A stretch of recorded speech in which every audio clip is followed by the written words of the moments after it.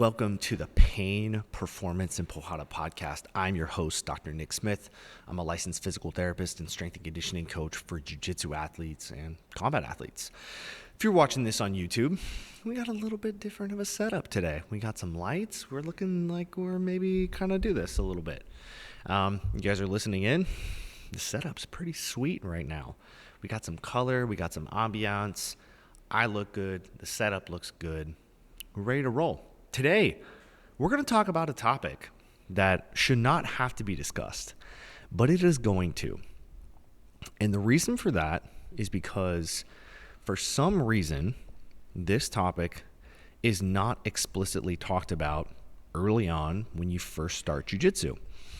And it's kind of become this sort of taboo, sort of unspoken rules that are talked about when it's far too late. And that is personal hygiene. Why we're having this conversation is beside me, but I haven't found a very good resource where you can have a summary of all the do's and don't do's regarding personal hygiene.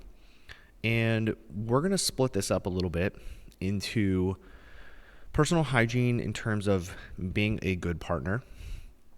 And we're also going to talk about personal hygiene from an aspect of skin infections, which is kind of the more taboo side of things.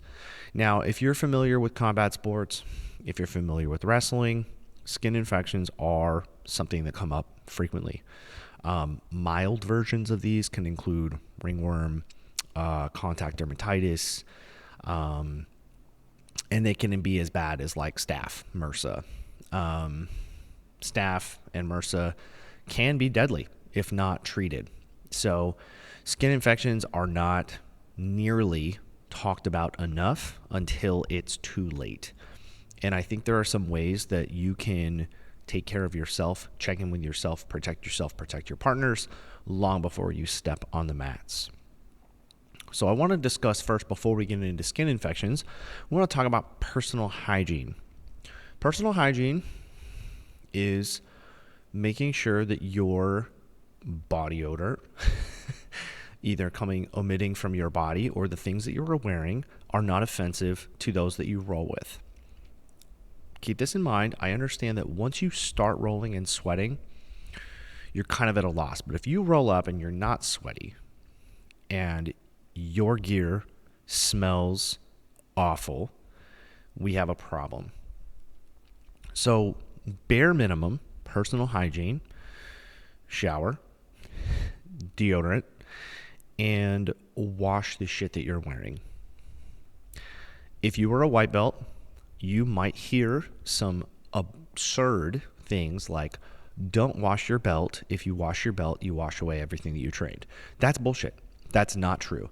I wash my belt after every single gi session. No questions asked. You want to know why? Because I wear it and people sweat on it and they touch it and it's gross. Wash your stuff. Now, normal washer and dryer, typically, not dryer, hang dry. We'll talk about that. Normal washer should be sufficient. Now, the nuance to this is when you do train, you finish your session, the first thing that you should be doing is washing yourself and washing the things that you were wearing during your training session. That does not mean go and run errands. It does not mean go get an acai bowl. Or if you do, get it to go. Spend as little time as possible between the time that you train and the time you jump in the shower or put your clothes in the washer. There are some tips and tricks that we will talk about on if you have to work, going for morning class. I understand there's nuances to this. But for the majority of people who train at the nighttime, the last thing they do after they train is go home, put your stuff in the washer, and then use the time that it's in the washer so you're not staying up super late to wash yourself, because you're nasty. And you have people all over you and yourself, which is nasty. So that is personal hygiene. It is also important to wear deodorant. Because if you stink, people are talking about you. If your gear stinks, There are people that are talking about you. You do not want to be the smelly guy. I promise you that. If you think you're the smelly guy, you are the smelly guy. People have already told you. If you want to go above and beyond, I don't think this is necessary, but I think it's nice, especially for morning class people, since we all have coffee breath. A little mouthwash doesn't hurt. Brush your teeth, whatever. If you want to do that, awesome. Teeth, breath, we understand it's nasty. But if your body odor and the things that you're wearing are nasty, you need to have a better job of that. Now, details regarding washing your shit. Soap. Soap is good. Soap is really good. You can use soap to help clean the things that you are wearing and make them not smell bad. Other additions to that: vinegar, like cleaning white vinegar, or baking soda. One is positively charged, one is a base, one is acidic. Don't mix them together, they'll neutralize each other. So pick one. Those can also help with the freshness of your stuff. If something is really stinky, maybe you had to go somewhere and you waited it out, or you forgot, you left it overnight, don't do that. You can add those things to kind of help with the cleaning process before you wash it in the washer. If you want to go above and beyond and be the very good smelling person, the person that people think is the best, and you might even be considered an asshole for doing this because you smell so good, but everyone will love you. I've been using this stuff called Odoban. Odoban is a disinfectant. It's supposed to help with all the different various skin diseases that you can have and anything that would be acquired, and it's supposed to be for detergent. I got it. I think you can get it a couple different places, but I get it from Home Depot. And so when I'm just getting stuff, pick it up. Jug of that. I think it's like a cup, half cup. Throw that in your washer. My stuff smells immaculate. And it's great. It smells so good. No one has ever told me, hey, Nick, you smell like shit. Because I wash myself and I wash the stuff that I wear. That being said, little highlights on how you can wash yourself. Now, the key here is not so much what you use. Normal detergent should work to a certain point, but it's really the time. Letting stuff rot overnight, especially in the summer, if it gets hot, it gets worse. The opportunities for infections that had already gone on your stuff, it has an ample time to grow, get worse, spread. Time. Do it first, do it early, do it immediately. The other side of that is making sure that you are using proper cleaning mechanisms. So most people, if they're wearing their gi, they don't want it to shrink. So after it's washed, not letting it sit in the water, because it kind of does the same thing. Although it is clean, it can still get moldy. So as soon as you are done washing it, hang dry it. Because most of the time you're not going to dry your gis because they'll shrink. We don't want that. So hang dry it, have a setup. Hangers, you can get a drying rack, whatever it may be. Hang it over on the treadmill you're not using, the barbell, whatever. If you're not using it, you can hang it up. That's what I recommend. Do it early. As soon as the washer is done, take it out so it's not sitting in its mold and let it hang dry. And then you can use it again. There will come to be a point where no matter what you do, your gi, your no gi stuff is just going to stink. It's going to stink because you've used it.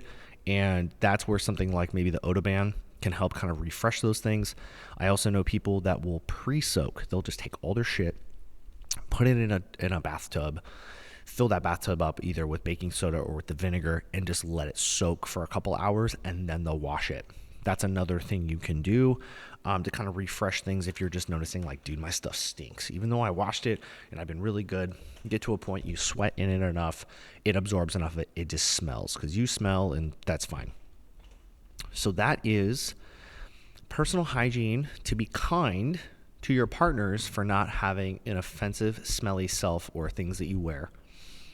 Wash your stuff, wash yourself as soon as possible after training.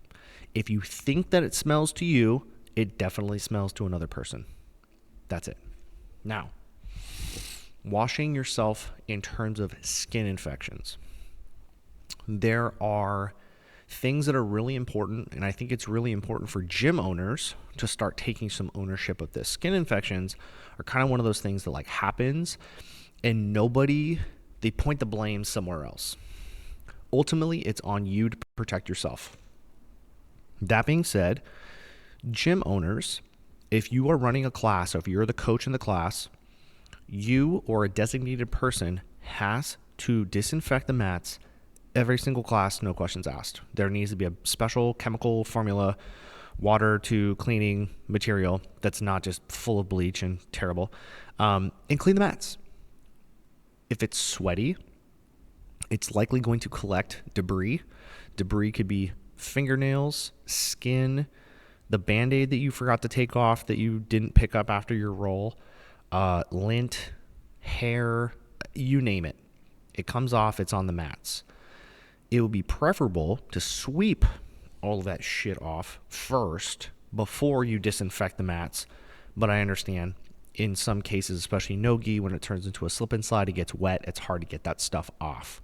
But getting the debris off is really important. So after each class, it needs to be disinfected. This needs to be a standard protocol across all gyms. It's not explicitly said. I've been to a couple gyms after a drop-in where I received information about what is done, like, hey, some personal hygiene.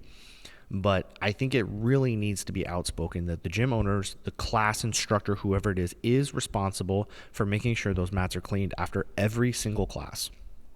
If it is not the person who is doing the class, which is fine, I'm not saying they have to do it, there needs to be a designated person that steps up to clean the mats. It needs to be done after every single class, no matter what, because you don't know what's getting on the mats. Now, that's first and foremost. That's who needs to take responsibility for themselves, is the gym owners, the class instructors. If they do their part, that is a great step. Now, this is where you come in. This is where you have a lot of personal responsibility of ways to protect yourself, to not be a victim of, oh, I got ringworm because, everyone's dirty. There are things that you can do to help reduce the risk of that. 1, no shoes on the mats, always shoes off the mats. If I watch you walk into the bathroom barefoot, I will not let go of my leg lock. I'm just telling you that right now. You are a filthy, filthy human being, and you are disgusting. Do not walk off the mats barefoot. I don't care if it's for 2 steps. Drop your slides off at the edge of the mat like every other person and step on. The stuff that is around the mats is absolutely disgusting because it's being swept off, like I had said. Sometimes they sweep off the debris, it's being wiped off. There's a collection of shit that pools at the base and the edges of the mats. Do not walk barefoot off the mats. The stuff that you can track onto the mats would baffle you. And when I say actual shit, I mean actual shit. Poop, fecal matter can get on your feet and be brought onto the mats, and you wonder why you're getting skin infections. It's because of that. Do not walk off the mats without shoes, slides, whatever you have. Please, please, please, please, please, please, please. That being said, do not walk into the bathroom, especially barefoot. Oh my gosh, you're disgusting. If you do that, you should feel bad. You should feel bad about yourself. Don't ever do it again, and it won't be a problem. That is a very basic rule, but would also limit a lot of the things that brought onto the mats. Whatever goes around outside is nasty. It's not a sterile environment like a surgery room. So whatever you bring outside is gross. And whatever is on the mats, it should be worn exclusively for the mats and not be worn before, to the best of your ability. That includes your feet. Do not bring nasty feet barefoot off the mats, please. Thank you. No shoes on the mat, because whatever's on your shoes is nasty being brought on the mats. Okay, we're good there. Next thing, things that you can do before even stepping on the mats is look at yourself. Check out your skin. Do some inventory. If you are looking at your skin, there are certain things that you can kind of keep an eye for that are kind of a telltale sign of some kind of potential infection. If it looks infected, if it looks like not like a zit, if it looks like a zit, you might want to question it. Look for any kind of red inflammation, hot spot. If you think it's an ingrown hair, it probably isn't. It's probably the early stages of something.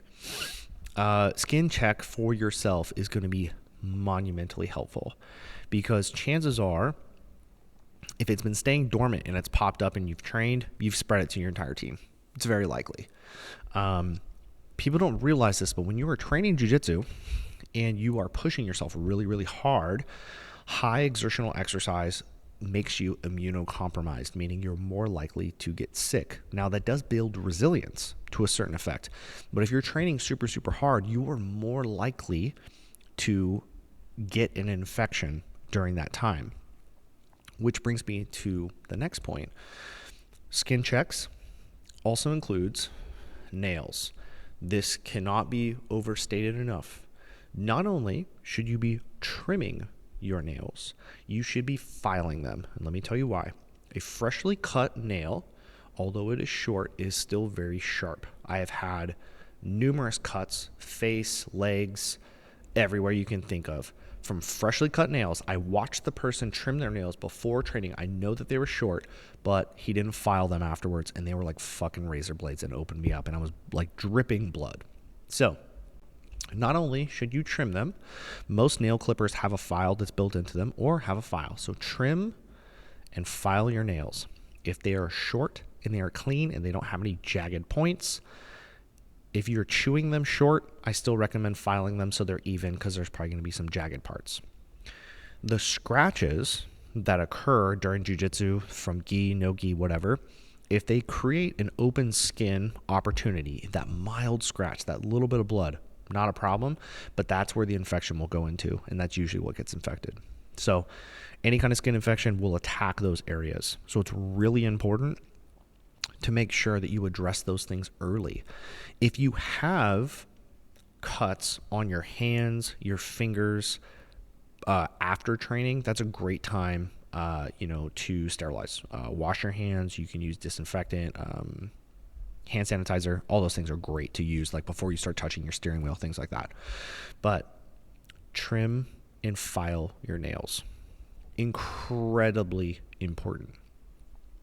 On top of that, we already discussed this, but having clean gear, not reusing gis from an earlier session, making sure that you're not letting stuff just sit, get moldy to attract nasty stuff, having an unwashed belt for 3 months. I know people who do that, and I can tell because it smells.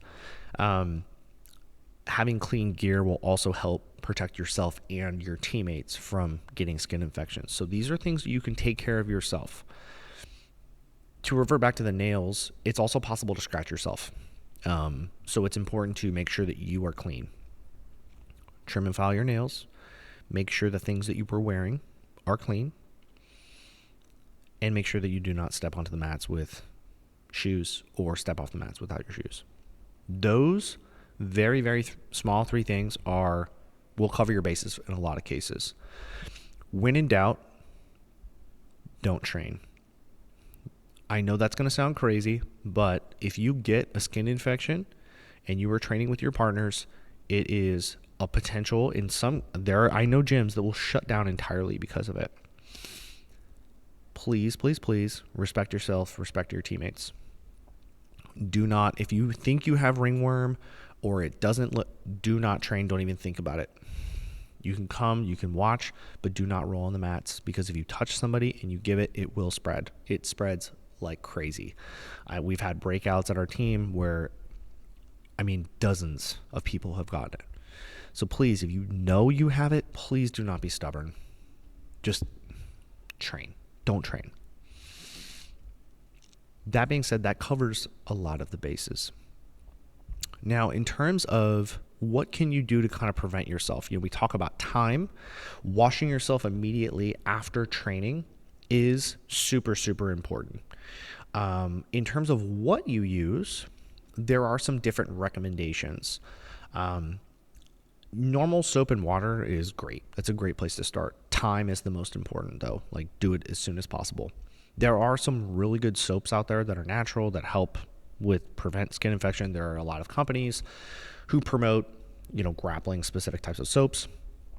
A nice quality Castile soap like Dr. Bronner's, you can get that basically anywhere.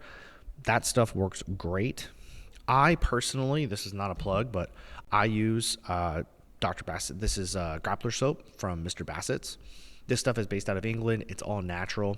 I've used other companies like Defense Soap.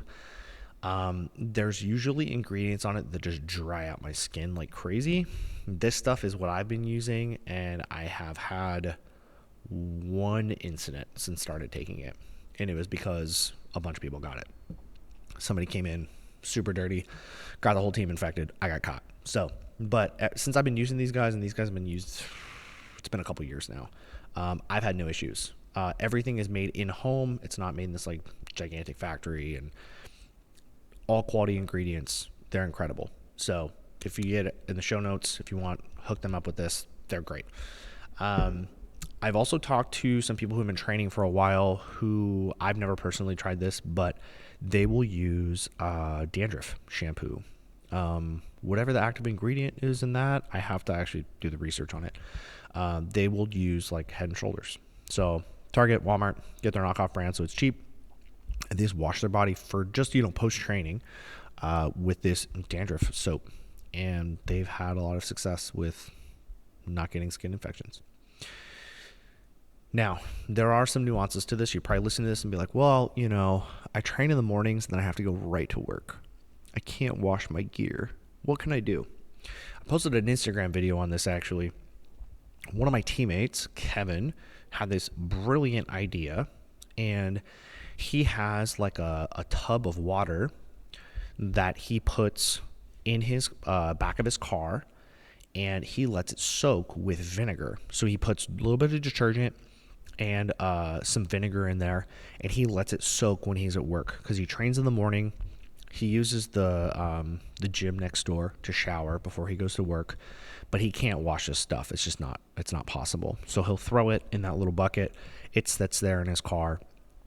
And at least because it's staying wet, it doesn't have the opportunity to grow any mold or anything. And then when he gets home, throws it right in the washer, and he's good to go.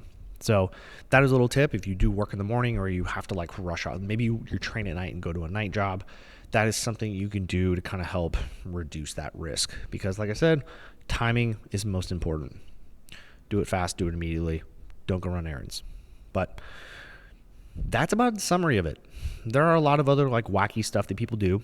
More importantly, prevention, as Jocko would say, take some ownership. You're responsible for yourself, but it's also important to take care of your teammates. You guys are training together. If you have something, you don't want to potentially get somebody else sick. Staph infection, MRSA are really, really bad. Ringworm's not great. It's gross. Contact dermatitis, these other things that you can get are gross, but staph and MRSA can kill you. You can actually die from those things. I'm not being exaggerating. You can get necrotic tissue and you can actually die from this stuff. Do not fuck around with it. That being said, take care of yourself. The small checklist of things that you can do before and after training that I mentioned here, this is about as comprehensive as it gets, but it really doesn't take that much extra time. It's just being responsible. Keep some clippers with you in a file in your car if you need to, and wash your stuff. Check your skin every single day just to make sure nothing pops up, nothing looks suspicious. And if it looks suspicious, take a day off from training. Make sure it goes away. Clean it. Make sure everything's really, really good. But that is the end of this episode. And I hope this kind of becomes the gold standard for people to figure out, what is personal hygiene in jiu-jitsu? How can we really take care of that and be responsible? Things you can do with your gear and yourself to minimize the risk of getting those skin infections. But until next time, pain is a privilege. Don't fear it. Respect it. Catch you on the mats. See you.